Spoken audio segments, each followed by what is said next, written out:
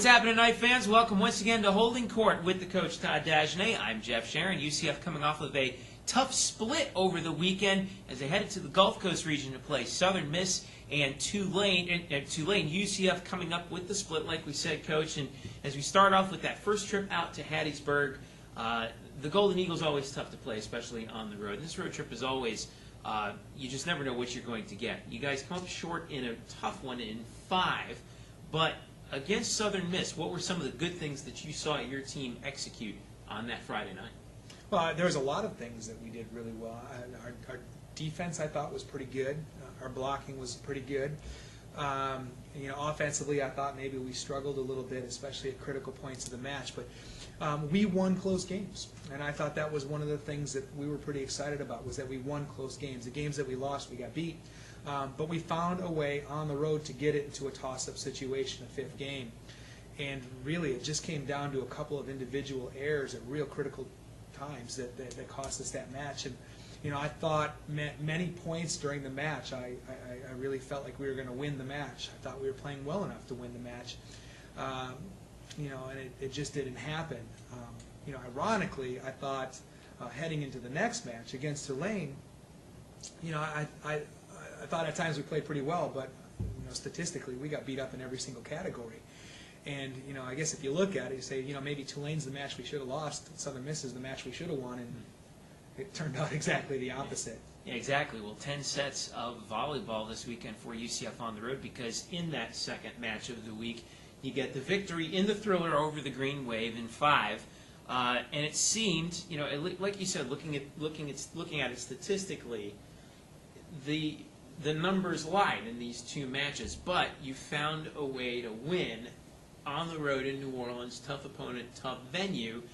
What were the things that went right in that match that maybe didn't go quite so right in Southern Miss? Well, we handled the ball really well, I think, in some of the tighter situations. We just handled the ball well enough where we got an extra option for an attacker. Or we went up and we used the block instead of hit it in the block. I mean, it just came down to some little things that we've been really waiting for our experience to grow so we can make those types of plays, and we didn't make it against Southern Miss. Every time we put ourselves in a situation against Southern Miss was, just make that play. Well, we did that against Tulane, and Tulane wasn't able to make the play, and they missed some serves at some real critical points, and we just fully took advantage of it. We got into the 5th set with them, and it was 7-7. And I remember we won the switch, and we were up 8-7 at the switch, and just went on a nice run, 5-point run, maybe something like that, to close it out. And boy, that was something that we've been waiting to do all year, is to take a critical match and go on a huge run. So, statistically, the stats lied in this situation. Statistically, they were better than we were. I don't know, but somehow we played the gutty points better, and we're fortunate to come out of there with a win. We've talked about how you want to see your team learn to close out and really close out close matches. What does it say for the maturity of this group that you come off of that tough, heartbreaking loss against Southern Miss in 5? 2 nights later, you go up against another just as tough, if not tougher, opponent. You get the win on the road to keep this little streak going of 3 wins in your last 4 matches. Well, it is. It's just, I think it talks about perseverance more than anything else. We were talking a few weeks ago about the fact that we lost 12 out of 15 sets by 2 points, and now we're winning those sets again. We're kind of back to the old volleyball where we have the confidence to execute when it matters the most. Now we have to have the experience to execute when it matters the most, and that's really the next phase for us. As we go forward into some of these tough matches, we really need to execute at some of the most critical junctions, because now we're no longer, not that we ever were afraid to perform at those points, but we just weren't able to find that gumption to do it, and now we are, and I think that puts us in a much better position to win going forward. And it's certainly good to be in a position where you've won 3 out of your last 4 in conference. UCF back at the 500 mark at 10-10, 3-5 in Conference USA. Let's go back in time a little bit. You told me right before we went on that you took a look at the team statistical categories, going back to 2007, before you arrived.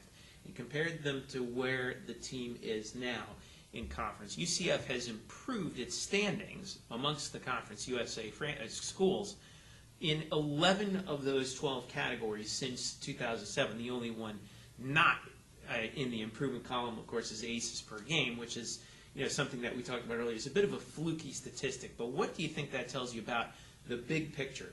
11 out of 12 categories, you guys have shown marked improvement over the time that you've been here. Yeah, well, I think the most important one that we've improved in is number of aces against per set. Before we were giving up almost 2 aces per set, and now we're one of the conference leaders, giving up only about a half an ace per set, and that's a big deal. Your serve and pass game, your pass game especially, is really critical to being able to score points. So that's the one that we're excited about. But blocking, we're up almost 75%. In those 11 categories, we've gone from being dead last to somewhere 5th, 6th, 7th, middle of the pack. And, that's where we are in conference standings, too. Yeah. And so once we start getting into the top 1, 2, or 3 in each of those categories, then we're going to find ourselves in the top 1 or 2, 3 of the conference. We've matched our win total so far in Conference USA already from last year, and you're not even at the halfway mark in the season, and the schedule now stacks up like we've been talking about the last few weeks, where you have a lot more home matches to close out the season. Do you sense a little bit more anticipation on the part of, not just the players, but also you and the coaching staff about, okay, now we can really start to put on a run to close out the regular season? Well, I mean, you look at the conditions, and the conditions are more favorable. Being able to play at home a few more of these matches, playing against teams I feel like we might match up a little bit better against as we close out the season. But yeah, some things have lined up that maybe we have a possibility not only to continue to improve and beat last year's win total in conference, but maybe possibly get the most wins that we've ever had in Conference USA. And I still think that's out there. That's 6. 6 wins that we've had in conference, and we're already halfway there.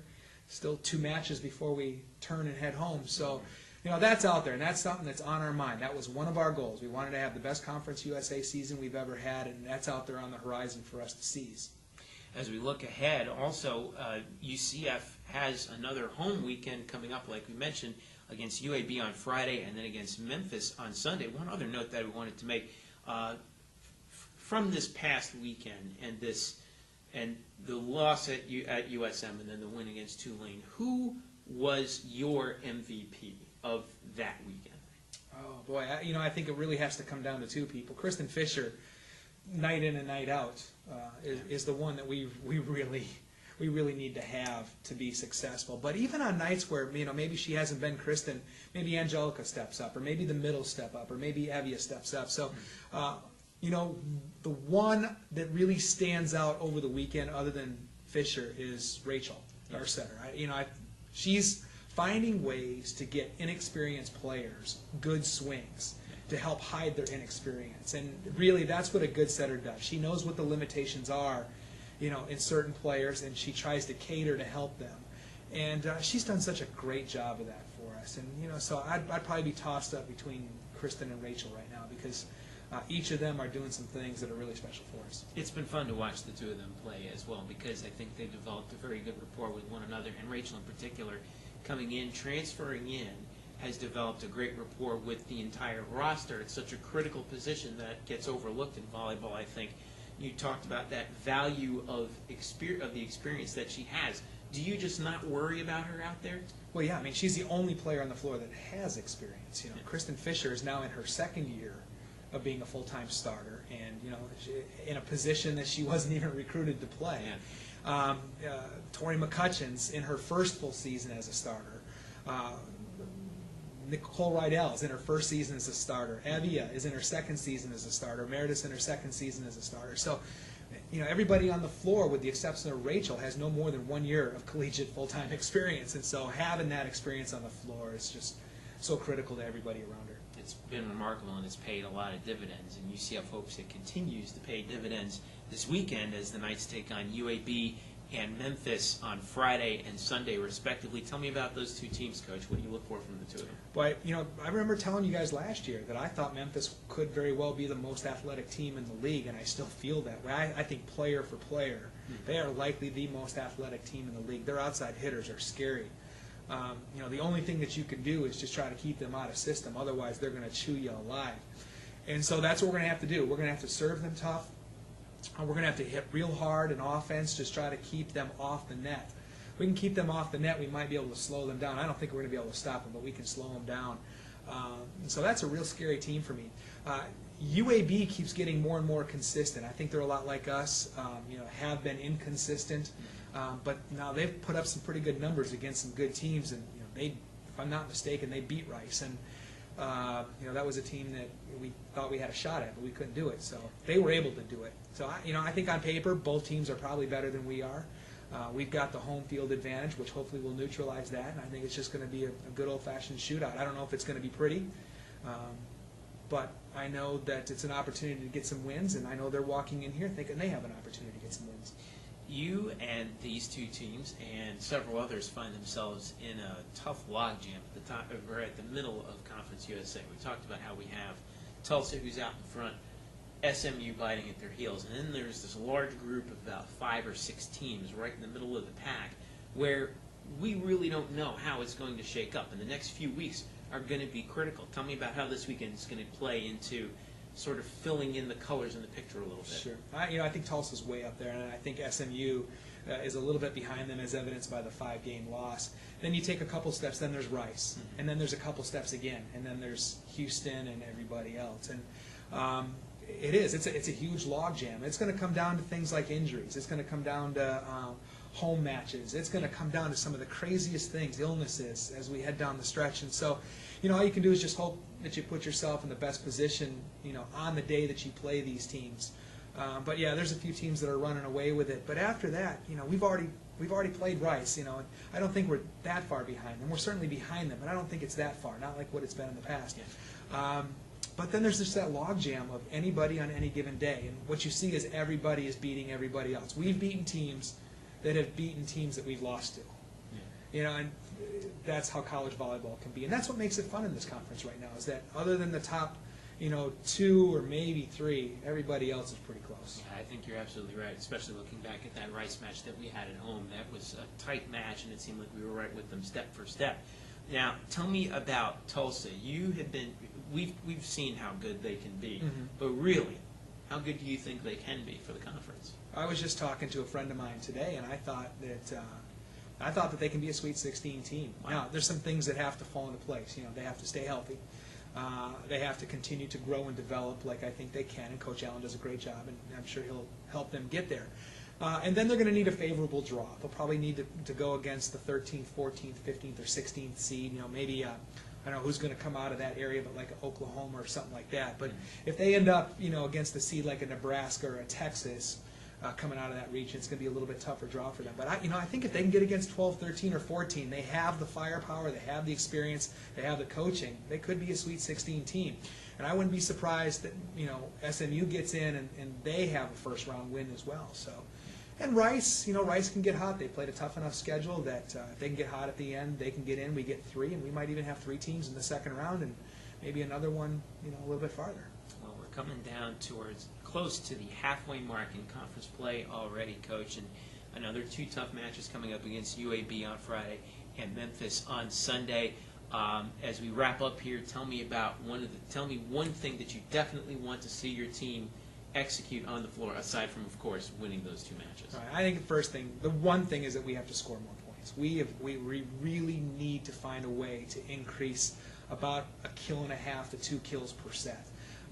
And then the other thing is we have to slow down our opponents. Our opponents' hitting numbers are starting to creep up a little bit, and so there's more of an emphasis on defense this week, and more digs means more quality swings for us. We get more swings, we get the kills that we need.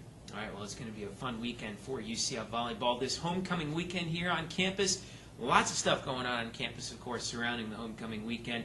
And don't forget to catch volleyball, of course. Friday night, UCF against UAB at the venue, followed by Sunday as UCF takes on Memphis. Don't forget to follow UCF volleyball all season long on UCFathletics.com. Also follow us on Facebook and Twitter at UCF_volleyball. Coach, best of luck this weekend. Thank you very much. Good job. And thanks for joining us here on Holding Court with the coach, Todd Dagenais. I'm Jeff Sharon. We will see you again next week.